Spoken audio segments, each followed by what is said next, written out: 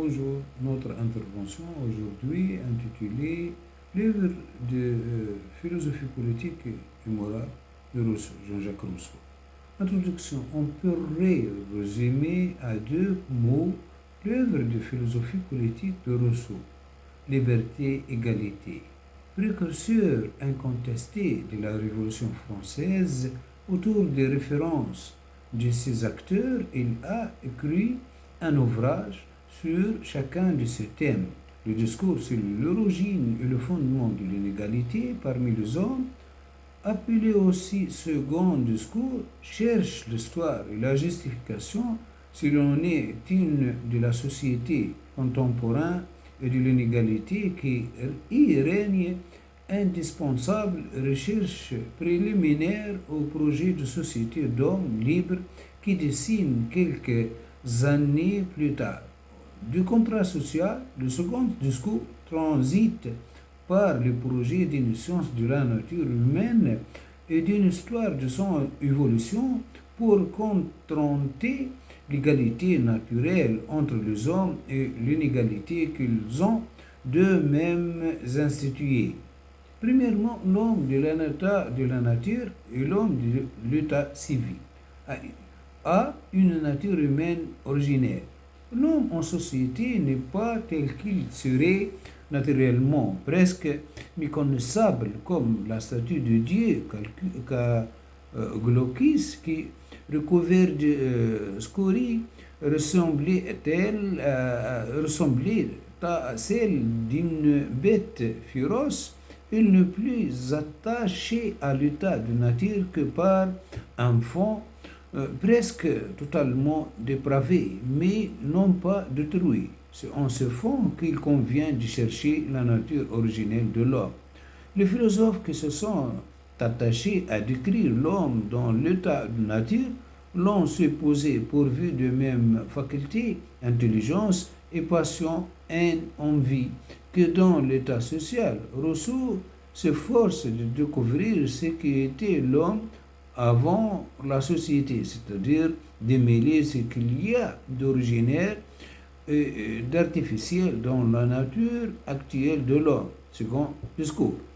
L'état de nature est donc un état hypothétique de l'homme en lequel il vivrait conformément à sa nature première et authentique dépeint par l'imagination à partir des sentiments humains les plus profonds et les plus affaiblis. C'est un état qui n'existe plus, qui n'a peut-être point existé, qui probablement n'existera jamais. B. La voie de la nature. L'homme de l'état de la nature ne fait pas encore usage de raison, des sentiments fondamentaux communs à tous les animaux diriger ses actions. Le premier lui commande de s'éveiller à sa propre conservation. C'est l'amour de soi, le second est la répugnance naturelle à avoir un autre être sensible souffrir, c'est la pitié qui modère ainsi naturellement les actes que l'amour de soi dirigerait contre autrui. Elle est le fondement d'un comportement moral sans être véritablement moral. La nature humaine est aussi dotée d'une faculté exclusive, la perfectibilité, alors que l'animal reste borné dans l'empire invariable de l'instinct. L'homme est lui seul, parce qu'il est libre, peut passer outre la voie de sa nature. C'est un bien, alors que le chat se laisse mourir sur un tas de fruits, parce que son instinct ne le porte pas à d'autres aliments que la viande. L'homme peut tout essayer pour sa survie, c'est aussi un mal. La faculté de la volonté de parler encore lorsque la nature se tait ouvre la porte aux excès de vices comme aux mauvaises habitudes. La perfectibilité humaine, c'est-à-dire le progrès et le germe de sa supériorité et de son malheur. C'est l'homme en société. C'est quand l'homme se perfectionne, c'est sa raison, c'est-à-dire son pouvoir de penser. Sous l'effet de la raison, le principe primitif s'altérer, l'appétit fait place à l'indifférence et l'amour de soi à l'amour propre. Le philosophe n'a qu'à s'argumenter un peu pour empêcher la nature qui se révolte en lui de l'identifier avec celui qui s'assassine. C'est-à-dire que la raison étouffe l'appétit naturel et avec elle le fondement de la moralité. Avec la disparition de l'appétit, que le modéré, l'amour de soi devient l'amour propre, qui porte chaque individu à faire de plus en plus de cas de soi que de tout autre. L'homme de soi, l'amour de soi, se contentant de plaisir d'exister. Par l'amour propre, l'individu cherche à exister aux yeux des autres. Alors que l'amour de soi est naturel, l'amour propre est factice. Il n'est que de la société des hommes. Il a la source du sentiment de l'honneur, du désir, de vengeance et de la haine. Deuxièmement, l'évolution de l'humanité, l'état de nature, premièrement. A. L'homme de l'état de nature est psychiquement, physiquement semblable à nous, plus robuste. Il ne se sert que de son corps, il n'a pas d'outils. Il est plus craintif qu'agressif, plus farouche que craintif. Solitaire, hormis pour les exigences de la reproduction de l'espèce, il ne médite pas, il n'a pas de langage. Sans relation morale avec ses semblables, c'est un animal ni bon ni mauvais, parce qu'ignorant de bien commun, de mal parce qu'il se contente d'écouter ses désirs immédiats. Il ne le déforme pas en passion et en vice sous l'effet de la raison. Le besoin assouvi s'éteint en lui sans s'enflammer dans l'imagination. C'est ce que le jeu naturel de l'amour de soi et de l'appétit le retient de mal faire. Les difficultés qu'il rencontre dans cet état déclenché le perfectionnement qui l'empêche de rester. La multiplication des hommes, signe de bien-être de l'état de la nature. Ce que l'adversité développe, la raison rend indispensable la société et provoque l'apparition du langage. B. L'état social primitif. La première société la plus naturelle est la famille, qui devient déjà une institution contre nature, dès qu'elle déborde les fonctions de procréer et de nourrir les descendants jusqu'à leur sévrage. Elle accompagne la sédentarisation, le premier développement du langage et le premier sentiment. La réflexion déploie la connaissance de soi est avec elle l'orgueil d'une part et l'honneur d'autre part. La vie en société fait naître la notion d'un intérêt commun et les premiers actes d'égoïsme et d'amour propre, c'est cet état social primitif qui n'est plus naturel et celui de peuples primitifs actuels. Si l'état civil, la sédentarisation entraîne le travail puisqu'elle requiert l'agriculture, la vie en commun développe le partage des tâches entre les hommes. Le travail organisé naissait donc la propriété et la notion de justice, car c'est mon travail qui me donne un droit sur ce que je cultive. L'inégalité de la force et de l'ingéniosité fait le pauvre, le riche, le superflu de plus riche qui est l'indispensable de plus pauvre, donne naissance au luxe et à l'oisiveté. Le nouveau besoin ainsi créé deviennent des chaînes qui attachaient les hommes les uns aux autres, en même temps qu'elles les opposaient.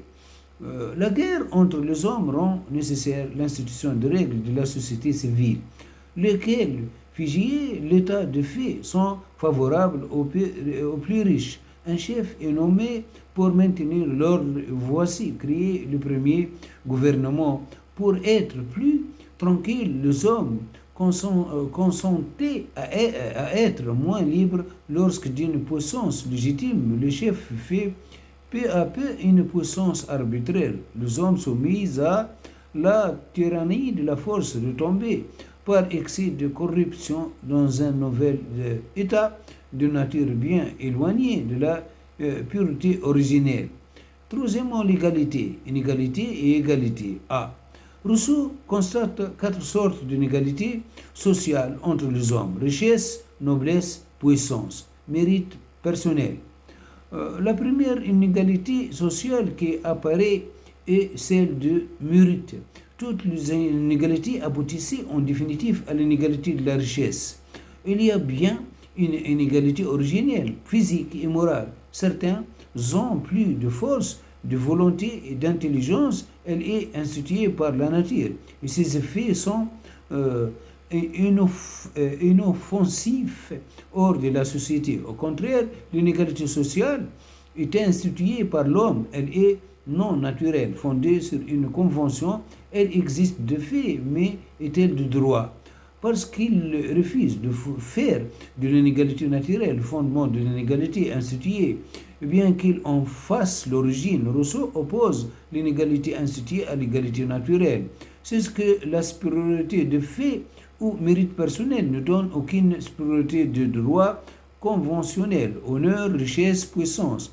La nature nous fait plus forts ou plus intelligents les uns que les autres, mais elle donne à chacun la même dignité et le même droit de n'obéir qu'à soi-même. B. La propriété. La richesse, quant à elle, elle suppose la propriété.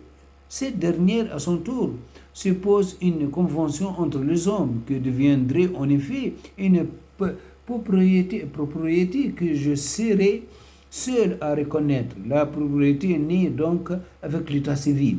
Elle en est l'origine, elle en est le fondement parce que la propriété va naître de loi devenait nécessaire pour la grandir. Parce que ces dernières la grandissaient, la propriété peut naître. La propriété naît du travail. Elle n'est pas une loi de droit naturel, mais de droit conventionnel. Parce que toute inégalité se résout dans la propriété, parce que la richesse est la seule inégalité qui s'accroisse au-delà de la mort des hommes. La propriété permet le développement extrême de l'inégalité. Ce sont institutions qui fait selon la conclusion du second discours qu'une poignée de gens regorge de superfluité, tandis que la multitude affamée manque de nécessaire. Troisième partie, les principes de la vie en société. Le contrat social recherche la solution d'un problème politique formulé dans le chapitre 4 ou bien du livre 1. Trouver une forme d'association qui défende et protège de toute la force commune, la personne et le bien de chaque associé, et par laquelle chacun, s'unissant à tout, n'obéissant pourtant qu'à lui-même et reste aussi libre qu'auparavant. Rousseau est donc en quête d'un modèle d'organisation politique légitime, celui-ci être aussi efficace que parfait, c'est-à-dire combiner l'utilité et la légitimité, l'intérêt et le droit. L'intérêt de chaque individu suppose que l'association avec les autres lui soit utile. Son droit qu'elle demeure légitime, unir la force à la liberté, telle est la quadrature du cercle que Rousseau cherche à résoudre. Bien, premièrement, le pacte social, l'œuvre 1. Société de droit et société des faits. L'homme est né libre et partout il est dans le faire. La question qui se pose dans le premier livre du contrat social est de quel droit. Il s'agit dans un premier temps d'examiner les réponses traditionnelles apportées à la question du fondement légitime de la société politique. Le roi et ce sujet serait un prolongement des pères et des enfants. Le second doit veiller obéissance absolue et respect au premier. Cependant, un père commande à ses enfants pour leur bien. Un roi pour son bien propre. Un père dirige ses enfants tant qu'ils ne sont pas capables de se diriger par eux-mêmes. Il s'agit d'un roi, ne se complaisait dans leurs esclaves que parce que qu'on les eût abrutis. Celui qui commande fonderait son droit sur sa force. Certes, c'est bien parce qu'il est le plus fort qu'il commande, mais cela ne fait pas un devoir de lui obéir. Il faut distinguer être contraint par la force et être obligé par le devoir. Force ne fait pas droit, et c'est la force de faisait le droit, il serait légitime de se désobéir de qu'on est le plus fort. La nature force aux autorités naturelles ne donne non aucune légitimité à l'oppression politique. Il faut que les hommes soient tagestus aux d'autres hommes par convention, mais qui accepteraient de livrer sa personne et ses biens, sa liberté, sans contrepartie. Une société légitime doit être fondée sur une convention, mais cette convention doit rendre l'obéissance avantageuse à tous les contractants. B. Le contrat social. Le fondement d'une société politique n'est pas l'acte par lequel le peuple se donne un chef, mais celui par lequel il se fait peuple. Obéir à un même chef, en effet, ne fait pas de peuple une unité, mais un agrégat, que c'est dessous à la mort de celui-ci. C'est par une première convention qu'un ensemble d'hommes décide de vivre ensemble. Cette convention n'est légitime que dans la mesure où elle est juste pour tout, c'est-à-dire avantageuse à chacun. Souscrite librement, le contrat social s'est défini par l'aliénation totale de la force, du bien et de la volonté de chaque individu à la communauté, puisque chacun en effet de même personne n'en profite, ce que serait la tyrannie. Et tout demeurer libre, puisque le contrat social pèse surtout. Aucun n'a d'intérêt à l'alourdir. En tant que l'ensemble des citoyens ordonne à chacun d'eux en particulier, il se nomme souverain. Ces ordres sont absolus. En tant que l'ensemble de la société obéit au souverain, il s'appelle État. Le souverain n'est donc pas l'individu qui détient le pouvoir, mais l'assemblée entière des citoyens dans la mesure où ces décisions sont irrévocables. Le souverain se compose de particuliers, protège chacun d'eux de toute sa force. Si en revanche un citoyen suit son intérêt particulier contre l'intérêt général, le souverain a tout pouvoir sur lui pour le forcer d'être libre. Seule la fondation du contrat social nécessaire, l'unanimité des citoyens, une simple majorité suffit pour les actes législatifs et entraîne la minorité qui s'oppose. En détruisant la liberté naturelle, le contrat social fait naître la liberté civile. À partir de ce moment, seulement les actes de l'homme ont une signification morale. Les lois, deuxièmement, en second cas, deuxièmement, les lois, livre 2, le souverain. Le souverain dirige l'État selon la volonté générale, c'est-à-dire en fonction de l'intérêt commun du sujet. L'intérêt commun est le point dans lequel tous les intérêts s'accordent. C'est un fait rare et peu durable qu'une volonté particulière coïncide avec la volonté générale. La souveraineté est inaliénable. Le pouvoir du souverain ne peut être décomposé. Il n'y a pas de distinction de pouvoir. Tous émanent au contraire de la même source. L'exécutif, le pouvoir de traiter avec une puissance étrangère, l'élevé des impôts, l'application de la justice ne sont pas de pouvoir propre, mais dérivés de la seule puissance de poser les lois qui ne revient qu'au souverain. La souveraineté est indivisible. La volonté générale n'est pas la volonté de tout. La seconde est la sommation des intérêts particuliers. La première, l'annihilation de leurs oppositions réciproques. La volonté générale est le résultat de la soustraction de volontés particulières. Elle ne porte que sur l'État en son entier. Jamais sur des cas particuliers, le borne du souverain hérité son pouvoir à la sphère de l'universel. B. Les législations La volonté du souverain ne s'exprime que par loi. Ces lois sont conventionnelles et fixées. Le droit humain en société, elles sont distinctes à la fois de justice divine et naturelle, de la raison humaine. La loi de l'État est portée par tout le peuple, statuant surtout le peuple. Elle ne considère jamais les personnes concrètes, mais toujours de catégories de personnes. L'ordre d'un chef d'État qui porte sur un individu ou une situation particulière n'est donc pas une loi, mais un décret. Seul le peuple est l'auteur légitime de loi, comme il peut terrer sa volonté doit être éclairée par l'esprit d'un grand législateur qui le convainc ni par raisonnement que le peuple n'entend pas ni par violence. Il faudrait de Dieu pour donner des lois aux hommes, dit Rousseau. Dieu dans l'habilité persuasive consistera à dénaturer les hommes à point tel qu'ils puissent vivre en société. Les deux piliers de tout bon système de législation sont la liberté et la l'égalité. L'égalité soutient la liberté au sens où elle ne doit pas être stricte en fortune, mais telle qu'aucun citoyen ne soit en mesure d'en acheter un autre.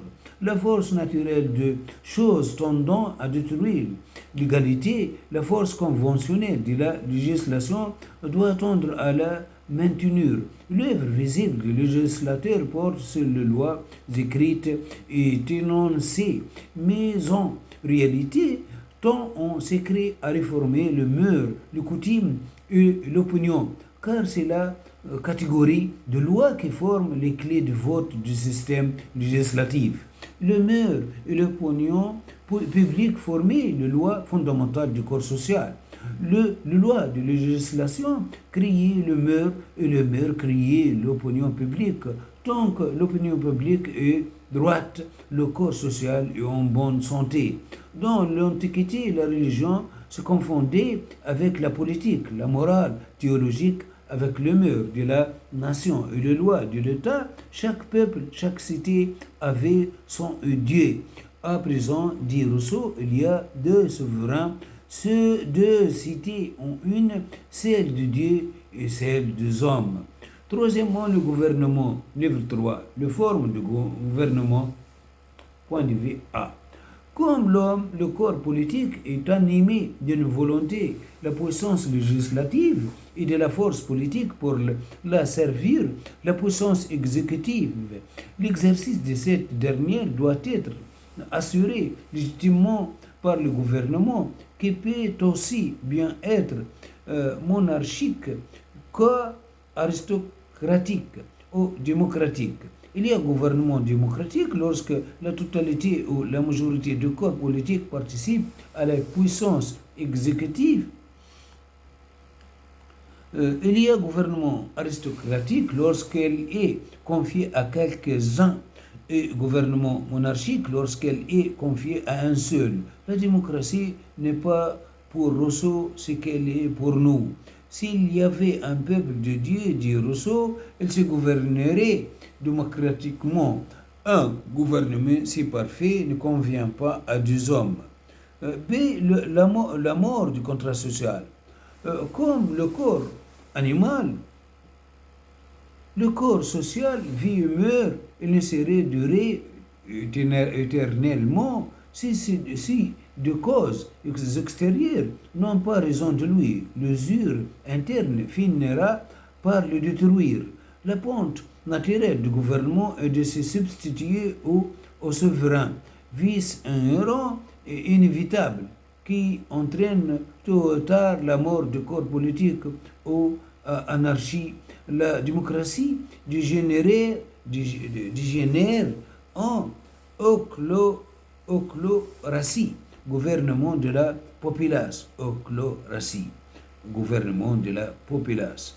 L'aristocratie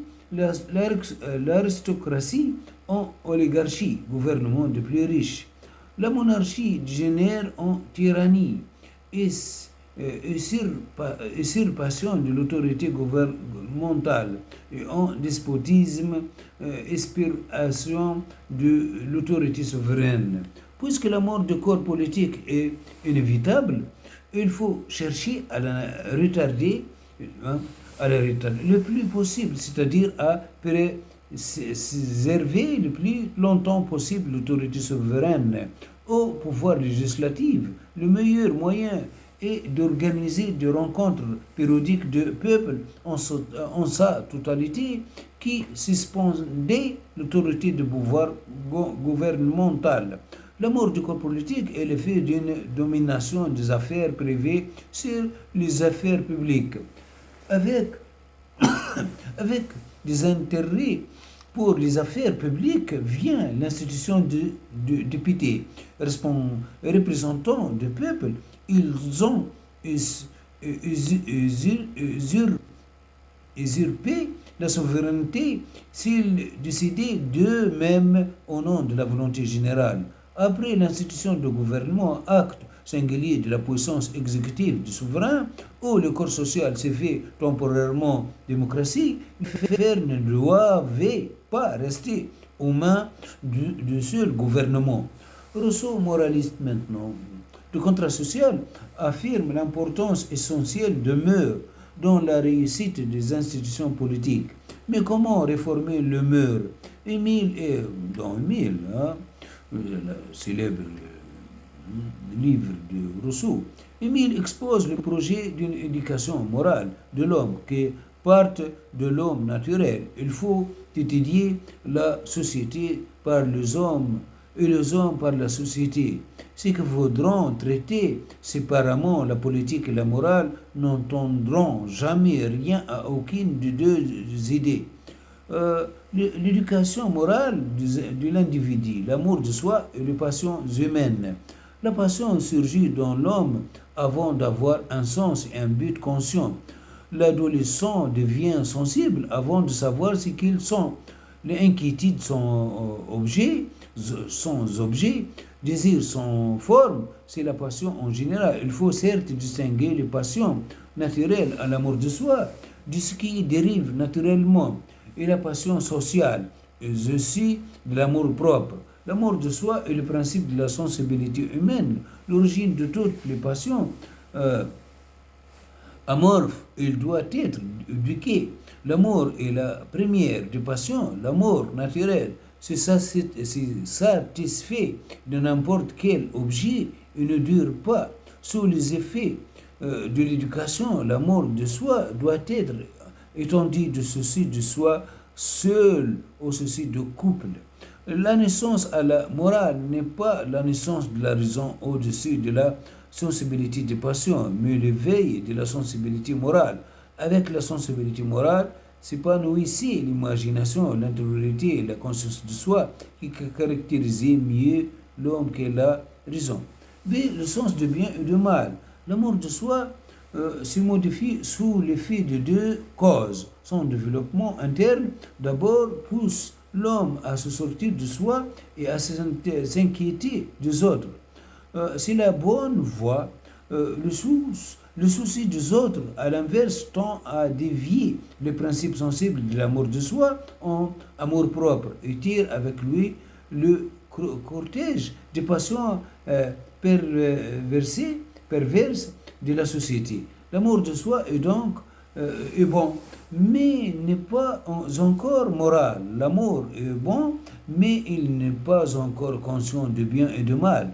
L'homme qui tue un autre homme n'est alors pas plus immoral que le taureau qui tue un autre taureau. Le développement de la bonté originelle amène la conscience de soi en même temps que la conscience de bien et de mal. Les premières notions de bien et de mal découlent donc du sentiment moraux et non l'inverse. Justice et bonté, par exemple, sont à l'origine non de notions intellectuelles, mais de sentiments. Deuxièmement, autrui et soi-même au sein d'un monde moral. La pitié. A. Nous sommes bien disposés envers ceux qui sont bien disposés à notre égard. Le rapport aux autres est donc de l'origine morale. Il prend d'emblée le visage de la pitié. Le sentiment de pitié et le développement naturel de l'amour de soi étant dû aux autres. La pitié consiste à souffrir de ce que autrui souffre, tout en se réjouissant de n'être pas à sa place. Avec le sentiment primitif de la pitié, Rousseau donne un fondement sensible et moral au lien social. B. La conscience. L'homme prend conscience avec l'aide de sa raison du bien de l'espèce humaine et cherche à le réaliser. La pitié se change en conscience. La conscience est un critère naturel de comportement universel, intime, toutefois, source de bonheur enfin, à la fois sentiment intérieur et bon sens joint à la raison. Sa force ne nous pousse pas à agir, mais nous en détourne. Elle est contraignante, empêche de faire ce qui est immoral, ou empêche de ne pas faire ce qui est moral. La conscience est un principe sensible, ne se pas donc pas la raison qui s'oppose aux passions, mais des principes de la sensibilité qui s'opposent entre eux. Le mal moral n'est pas dans le passion, mais dans la soumission de la raison aux passions. De même, le bien n'est pas dans la raison, mais dans la soumission de la raison à la conscience. L'enjeu de bien et de mal, c'est la soumission de la raison, non à la raison.